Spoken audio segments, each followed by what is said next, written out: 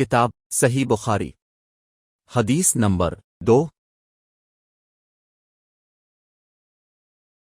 ہم کو عبداللہ بن یوسف نے حدیث بیان کی، ان کو مالک نے حشام بن عروہ کی روایت سے خبر دی، انہوں نے اپنے والد سے نقل کی، انہوں نے المومنین عائشہ صدیقہ رضی اللہ عنہا سے نقل کی، اپنے فرمایا کہ ایک شخص حارث بن حشام نامی نے نبی کریم صلی اللہ علیہ وسلم سے سوال کیا تھا کہ اے رسول اللہ،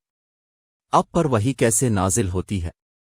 اب صلی اللہ علیہ وسلم نے فرمایا کہ وحی نازل ہوتے وقت کبھی مجھ کو گھنٹی کی سی آواز محسوس ہوتی ہے اور وحی کی یہ کیفیت مجھ پر بہت شاک گزرتی ہے۔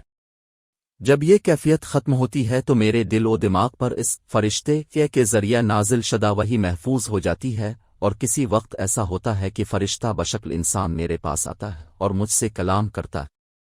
پس میں اس کا کہا ہوا یاد رکھ لیتا ہوں۔ عائشہ رضی اللہ عنہا کا بیان ہے کہ میں نے سخت کڑاکے کی سردی میں نبی کریم صلی اللہ علیہ وسلم کو دیکھا ہے کہ اب صلی اللہ علیہ وسلم پر وحی نازل ہوئی، اور جب اس کا سلسلہ موقوف ہوا تو اب صلی اللہ علیہ وسلم کی پیشانی پسینے سے شرابور تھی۔